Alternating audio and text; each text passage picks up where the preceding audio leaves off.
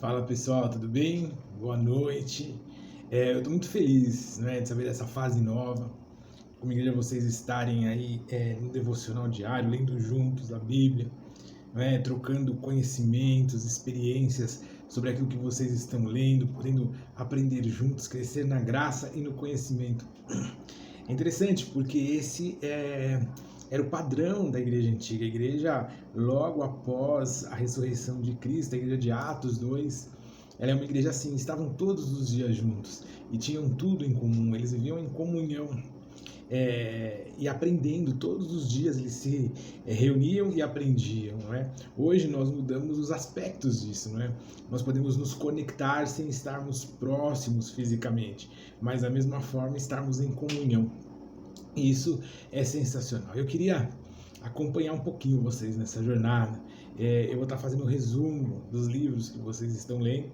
Eu preciso fazer o de Tito, que vocês já compartilharam, mas para a gente não perder o time, eu vou falar primeiro de Colossenses. Vou falar um pouquinho do resumo do livro, contexto histórico do livro, para que o entendimento fique mais preciso sobre os fatos relatados ali, né, na carta que Paulo escreve aos Colossenses. Ele escreveu essa carta mais ou menos em 60 depois de Cristo. Ele estava preso em Roma e ele recebe a visita de Epáfras. Essa primeira prisão em Roma, de Paulo, se deu em um ambiente domiciliar, uma prisão domiciliar.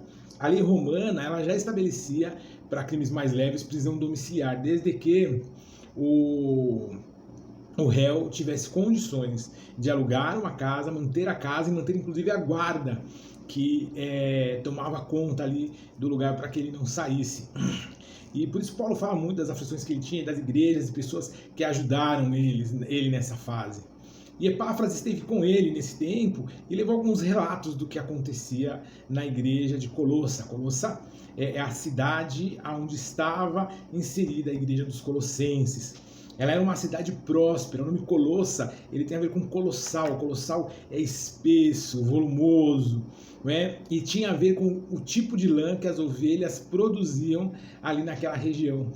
E essa lã, a qualidade dessa lã, fazia com que eles fossem grandes produtores de lã, de tecidos, forneciam matéria-prima para Laodiceia, que era a grande produtora de tecidos e tal da época, e trazia prosperidade para o lugar. E Paulo, ele começa a falar, e em um determinado momento ele até fala, né, buscar as riquezas espirituais, a sabedoria, porque eles acabavam fazendo com que aquilo que eles viviam fosse maior do que a promessa de Deus. Sabe, às vezes a gente vive uma aparência de prosperidade que faz com que nós imaginemos que estejamos no caminho correto, mas isso não necessariamente é uma verdade, não é? A Bíblia ela fala que nós devemos buscar o que? O reino de Deus e a justiça dele, né? E as outras coisas, né, que os homens têm necessidade, elas vão sendo alcançadas. Então o livro ele aponta 3 aspectos, né? O primeiro é a pessoa e a obra de Cristo. O segundo, a advertência acerca das heresias. E o terceiro, que é a união entre o cristão e Cristo. Então, por que Paulo começa falando de Cristo? Porque havia um pensamento mais humanizado. A igreja de Colossos ela acabou sofrendo muita influência, tanto das culturas pagãs greco-romanas, quanto da cultura judaica, e eles foram fazendo uma miscelânea, um angu disso tudo. E eles começaram a ser influenciados muito pelo gnosticismo. E se eu entrar nisso, a gente vai ficar aqui falando ad eterno. Então, em determinado momento aí, a gente pode falar apenas sobre o gnosticismo. Mas o gnosticismo, ele acabava distorcendo a visão sobre Cristo.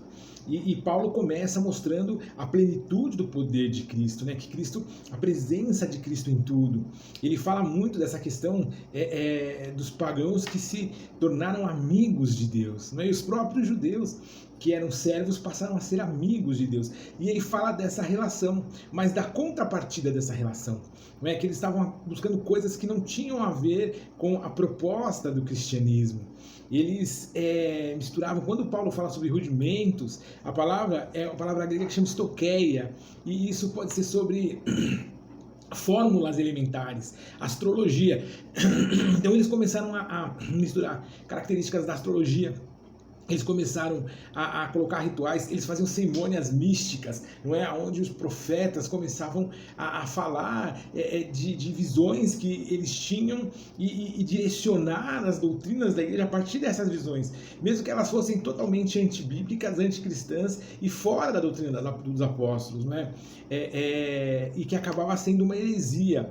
Eles começaram a inserir rituais judaicos também, né? Talvez uma forma de abraçar tanto os pagãos quanto os judeus.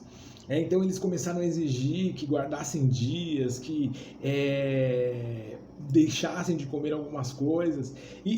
O problema é que a influência judaica, a religião judaica, ela já vinha sendo deformada desde a volta da Babilônia.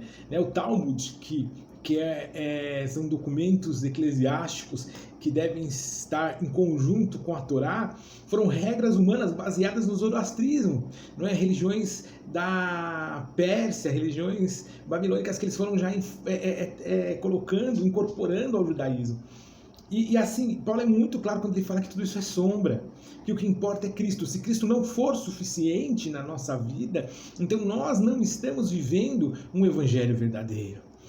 Eles criavam degraus que a pessoa deveria subir espiritualmente, emanações divinas, até que ela pudesse realmente obter a salvação, como se a graça e o sacrifício de Cristo não fossem suficientes. Paulo alerta a igreja, sabe? E coincidência ou não, 2 anos depois, Colossae é destruída totalmente por um terremoto. E aí parte da igreja ainda consegue ir para Laodiceia, e aí acaba de vez, né? Porque Laodiceia sofria do mesmo mal, e nós precisamos prestar bastante atenção para que nós mesmos não venhamos como igreja a sofrer desse mal, trazer características do mundo, características que não tem a ver com a fé cristã genuína para dentro da igreja, e comecemos a nos deformar. Por isso que a palavra de Deus diz que nós não devemos nos conformar com esse mundo, nós não devemos tomar a forma desse mundo. Por isso que eu achei incrível e super pertinente que durante essa semana vocês lessem, né? Quando a pastora falou que vocês estavam lendo o livro de Colossenses, eu achei incrível, porque hoje a igreja tem sofrido muito com essa deformação, né? Buscando trazer as pessoas para a igreja, ela vai se conformando ao mundo e aceitando, situações que não são negociáveis. A gente tem que prestar realmente muita atenção nisso, né? Que a paz, o amor de Cristo seja com cada um de vocês. Fica na paz. Até mais.